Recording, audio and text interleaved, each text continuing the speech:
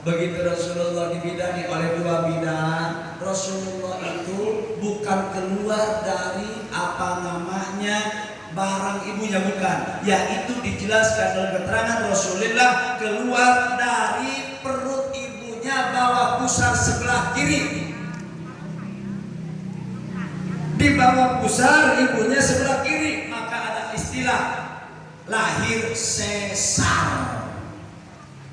Jadi bukan keluar dari situ. Sehingga dalam satu keterangan, barang siapa yang menerangkan Rasulullah keluar dari situ, orang itu hukumnya kafir. Hati-hati. Makanya ada sekarang istilah apa namanya lahir sesar, itu Rasulullah di sini. Alhamdulillah, masya Allah. Begitu Rasulullah lahir, senang orang-orang apa namanya muslimin Makkah, termasuk tamannya Abu Lahab. Abu itu bapak, Lahab itu yang bersinar, Lahab itu yang menyala-nyala. Kenapa? Karena pada saat kelahirannya dia mukanya itu ceria. Abu Lahab ini melihat keponakannya lahir, senang mukanya, makanya dikatakan Lahab. Tapi setelah gede, Rasulullah dibaring agama, Islam semakin menyebar di Mekah, akhirnya timbul rasa bencinya kepada Rasulullah. Akhirnya diartikan Abu Lahab adalah api yang menyala-nyala di dalam neraka. Mual ayah direne, di dalam neraka nggak ada henti-hentinya Abu Lahab. Tapi setiap hari Senin siksanya diliburkan karena merasa senang pada saat lahirnya Rasulullah. Senang nggak Bu dengan lahirnya Rasulullah, Bu? Alhamdulillah. Begitu setahun, 2 tahun, 3 tahun sampai Rasulullah diangkat, diangkat jadi Nabi dan Rasul.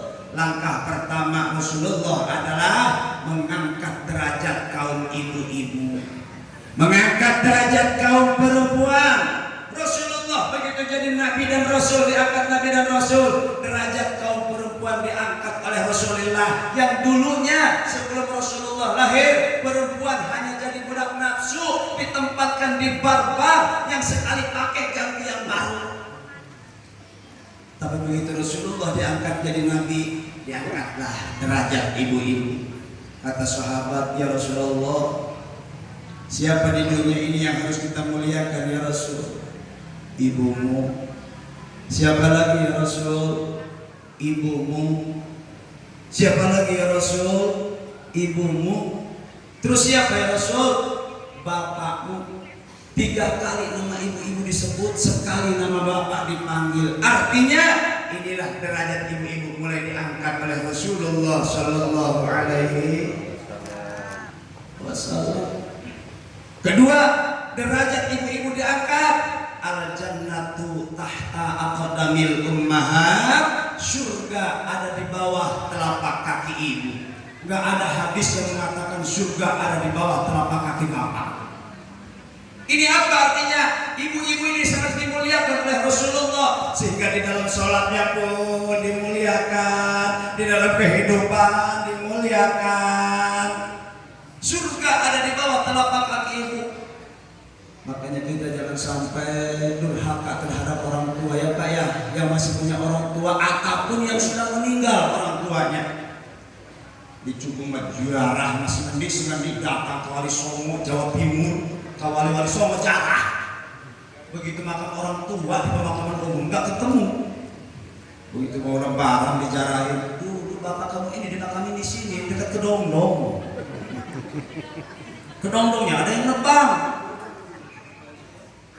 Orang tua yang dekat nggak diziarahin, sementara wali yang jauh-jauh Jawa Timur, Jawa Tengah sampai Madura didatengin. Pak, wali yang sebenarnya untuk anak adalah orang tua.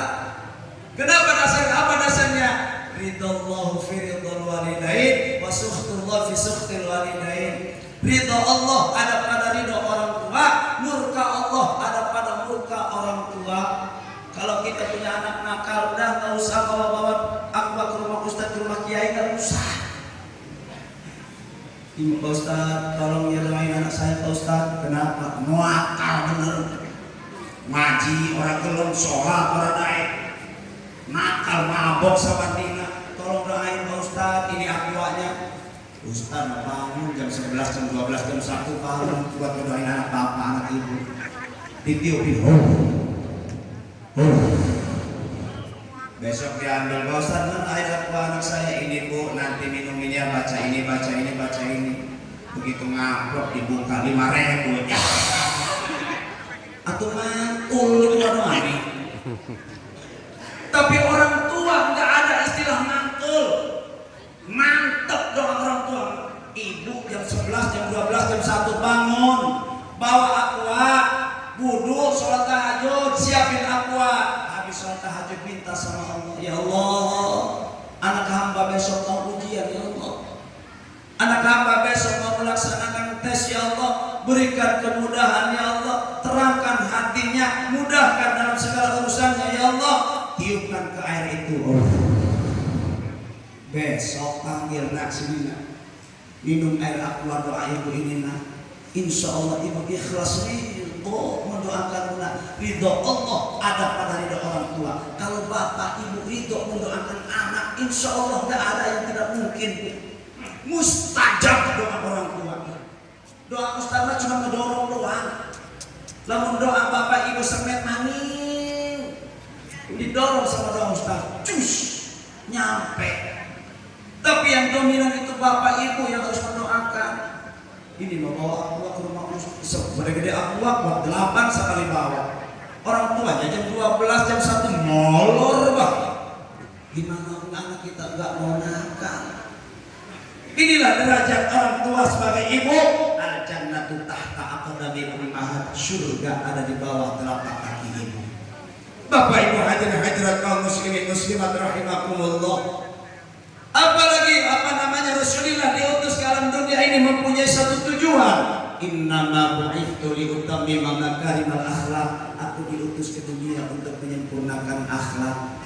Ibu sama suami ada akhlak, suami sama istri ada akhlak, orang tua kepada anak ada akhlak, anak dan lebih kepada orang tua ada akhlak, dalam ibadah ada akhlak, makmum ada akhlak, imam ada akhlak. Pertama, makmum, akhlak kita sebagai makmum.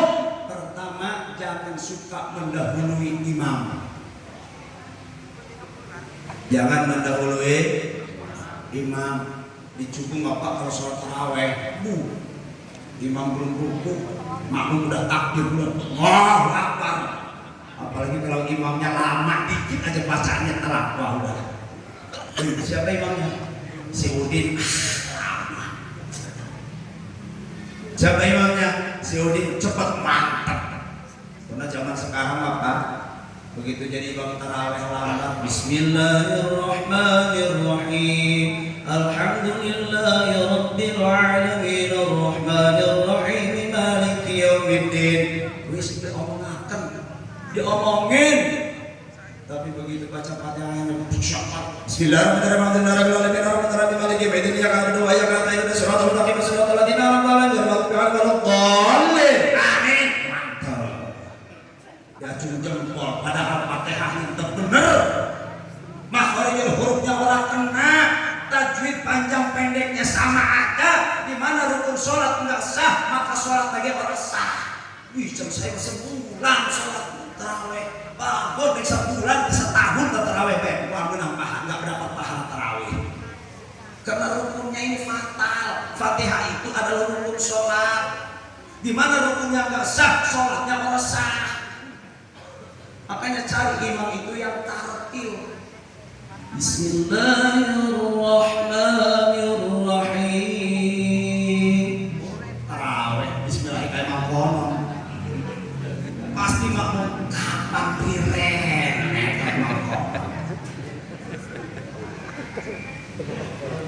Makanya Pak, kita sebagai imam itu pertama definisi orang imam jadi imam, pertama orangnya harus adil Pak.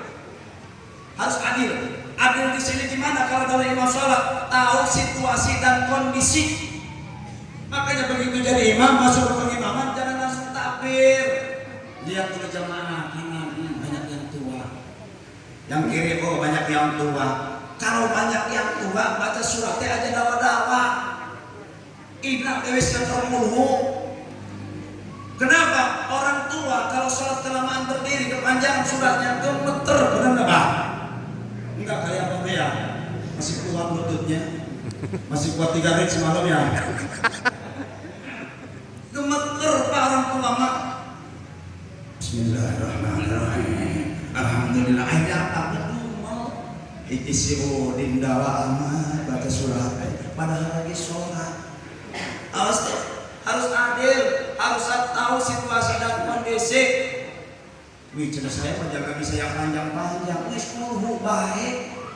Rokaat pertama kulhu, rokaat kedua kulhu. Boleh kalau nggak bisa mah. Jadi imam taraweh kulhu kabeh ngubeng bilang. Wis rokaat ini embuh ketika ngubeng. Benar kulhu kabeh. Cing dari imam nabe ke kewalahan. Malah nakon kalau Bilal. Weh Bilal, rokaat ini atuh pokok.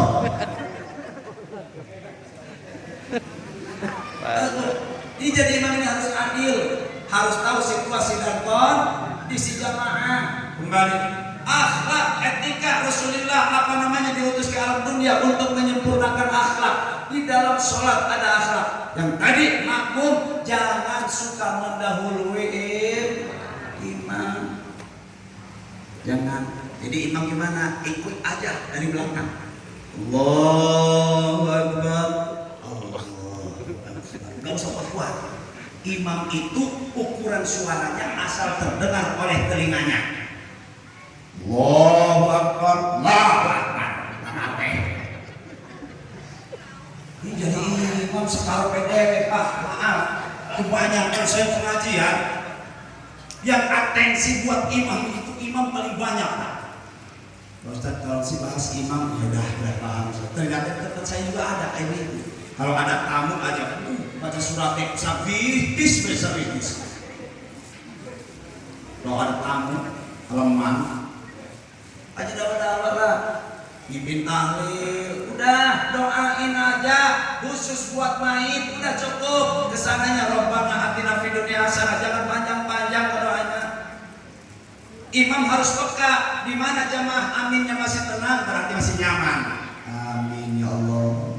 Amin. Tapi kalau udah kepanjangan, amin ya Allah, amin. Terus banting setir. Rabbana atina fid dunya hasanah wa fil akhirati hasanah. Itu udah betah tuh makmum tuh yang itu. Amin ya Allah, amin ya Allah, amin. Padahal harus sholat kukuh. Makanya Pak, kita sebagai pemimpin harus tahu situasi dan kondisi. Terlalu panjang jangan, terlalu pendek jangan. Jadi imam ini mimpin tahlil. Allahumma sholli ala sayyidina Muhammad fil awwalin wal akhirin wa barik wa sallim radhiyallahu tabaraka wa ta'ala an kulli sahabati Rasulillah ajmain. Rabbana atina fid dunya hasanah. Apa kata jemaah? Mau enggak sih orang jadi mimpin doa tuh? Ngomong lagi jemaah. Makanya kata Petifera Fidang Lutihi sedang kata Petifera. Tapi kata Rasulullah apa? Khairul umur awsatuha, sebaik-baik perkara adalah pertengahan. Terlalu panjang jangan, terlalu pendek pun jangan. Seperti ibu nimbang kinu, nimbang gula, belum pas jarumnya untuk sini, tambah dikit supaya manteng jarumnya, sedang. Insya. Kedua, akhlak makmum itu harus sepakat kepada imam. Harus sepakat. Apa sepakatnya? Jangan sampai jamaah itu ngedumel kepada imam. Makanya tadi itu dikategorikan imam itu harus adil. Aja karep dewek.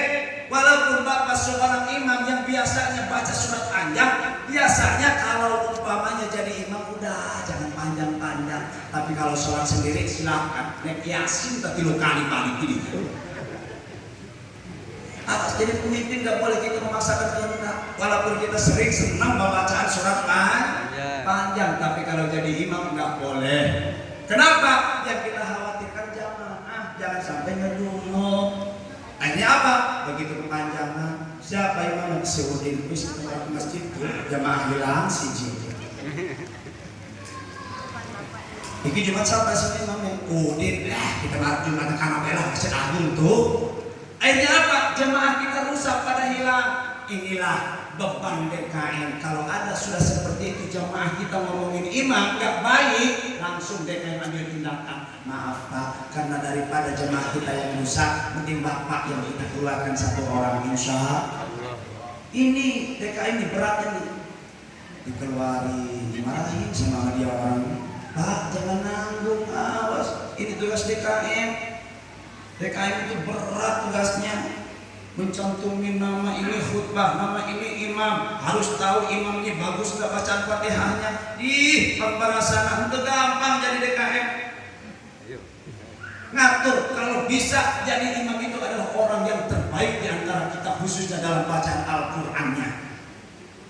Kalau perlu seleksi, kalau perlu jadi imam. Kok bacanya ini si ini jahit sama bakar sama aja, lagunya bagus, Fatihahnya makhrajul hurufnya kena, waduh sama aja, bingung gimana nilainya. Cari hartanya paling banyak. Jahit motornya 2, jahit bakar motornya 2, masih sama motornya 2, cari istrinya paling banyak. Bener Pak, ini sampai segitu ya cari posisi imam. Istrinya sama-sama 2 Pak Ustaz, cari anaknya paling banyak. Anak 5, alhamdulillah pulang 5 Pak anaknya. Lanang kabeh. Alhamdulillah. Ini yang imam ini harus cari yang terbaik di antara kita. Seleksi dulu itu jadi imam, nggak boleh kita ini imam itu baca Fatihahnya udah tua, udah ompong, makhrajul hurufnya udah nggak pas. Dulu mah iya masih udah bagus baca, udah ompong mah silatul ladina silatul, udah ganti yang udah bebannya berat jadi imam. Ada makmum datang, begitu datang mau sholat, imamnya lagi baca kulhu, nggak keburu baca Fatihah, baru iya karena udua iya karena stain imam ruku, maka orang tadi makmum tadi yang baru iya karena udua iya karena stain langsung ikut ruku dengan imam. Ihdinas siratal mustaqim siratal ladzina